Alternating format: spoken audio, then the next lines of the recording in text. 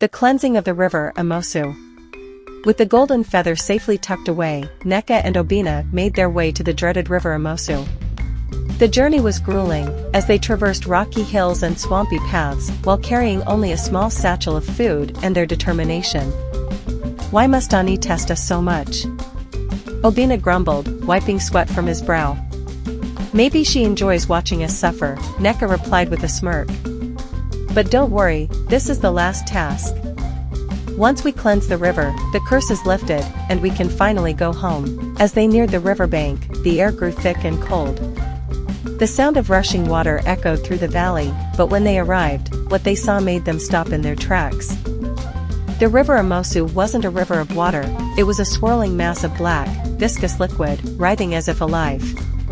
The surface shimmered with strange shapes, faces of spirits that moaned and howled, their cries chilling to the bone. "This is the river we're supposed to cleanse?"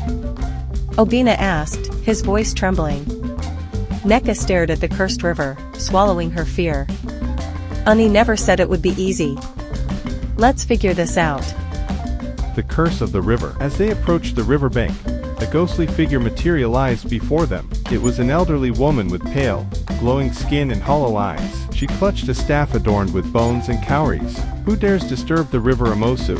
the spirit demanded, her voice echoing as if from the depths of the earth. "We come to cleanse the river," Nneka said boldly, though her knees felt weak. The spirit let out a laugh that sent shivers down their spines. "You mortals think you can undo the curse placed here by the spirits of vengeance. This river is a prison for souls who were wronged in life.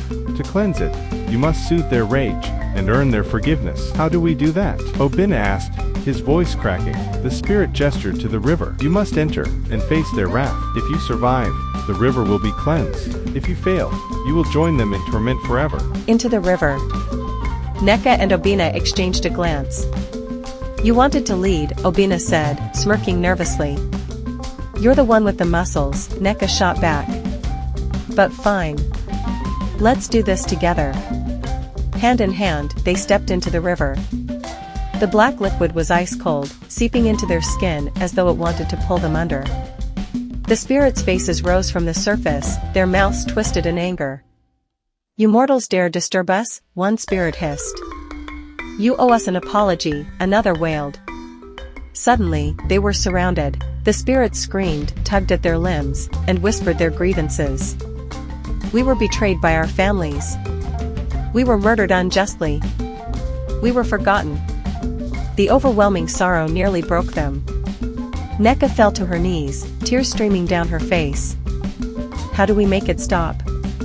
"Show them mercy," Obinna said, his voice steady. "We must listen to them."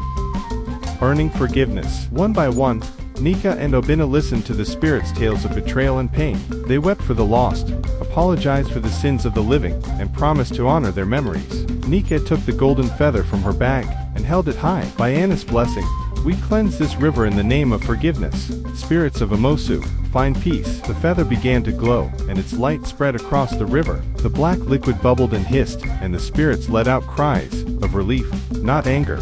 Slowly, the river turned clear and sparkling, the faces of the spirits fading away. The elderly spirit appeared once more, smiling. "You have done well. The River Amosu is cleansed, and Ani will be pleased."